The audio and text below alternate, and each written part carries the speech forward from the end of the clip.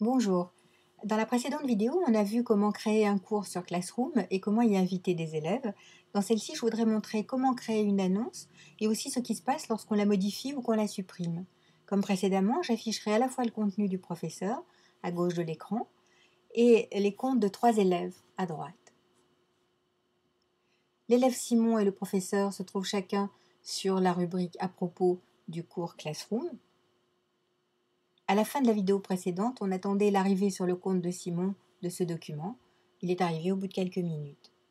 Simon va maintenant se rendre sur sa page de flux, qui est vide pour le moment, et j'en fais autant. Et je vais créer ma première annonce. L'idée ici, c'est de communiquer à mes élèves mon nouveau numéro de téléphone et de leur redonner l'annuaire des formateurs. Cet annuaire des formateurs se trouve sur mon Drive.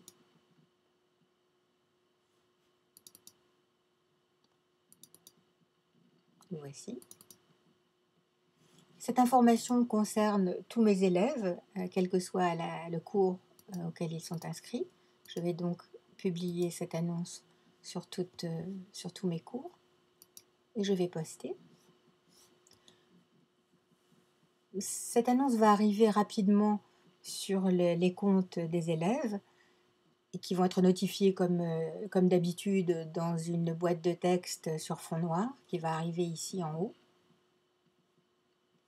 Voilà. Donc, Simon clique sur la notification et l'annonce apparaît. Alors, il peut ajouter un commentaire.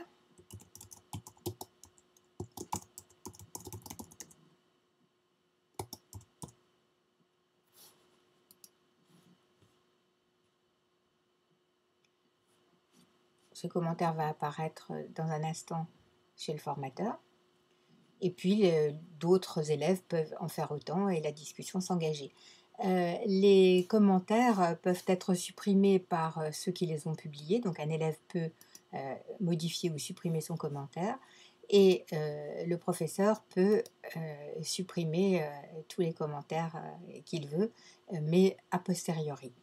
Je voudrais montrer maintenant que mon annonce a bien été publiée dans mes autres classes. Je prends celle-ci au hasard. En effet, l'annonce apparaît bien. Je retourne dans mon cours Classroom et je me rends compte que j'ai fait une erreur dans mon numéro de téléphone. Donc, bien sûr, c'est embêtant. Je vais modifier mon annonce. Cette fois-ci, je n'ai plus la possibilité de choisir les cours où je vais publier. Je ne peux agir au niveau des modifications et des suppressions d'ailleurs que classe par classe ou cours par cours. Ce que je vais faire ici, donc en enregistrant, je reposte dans le cours Classroom et mes élèves vont voir apparaître une notification les avisant de la modification. Donc, ici, on a bien le numéro erroné. Simon actualise et cette fois, il a bien le bon numéro. En revanche, pour les autres classes, c'est à refaire classe par classe. Donc je me rends par exemple sur celle-ci. Donc le numéro erroné est toujours là. Je vais modifier et reposter. Et je peux vérifier, car Simon est également inscrit à ce cours, je vais vérifier que cette fois, effectivement, on lui propose aussi d'actualiser et d'afficher l'annonce modifiée. Simon retourne sur Classroom, moi aussi.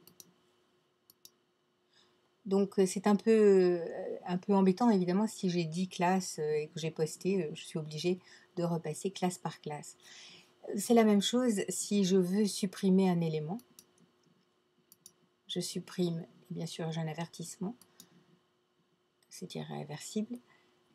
Ici, Simon à nouveau va être avisé. Alors l'expression en français est un peu ambiguë, voire ou confuse. Le flux est à jour. En fait, ça veut dire que le flux a été mis à jour. Donc s'il clique dessus, cette fois-ci, il a une autre notification qui lui dit, voilà, maintenant le flux est complètement actualisé.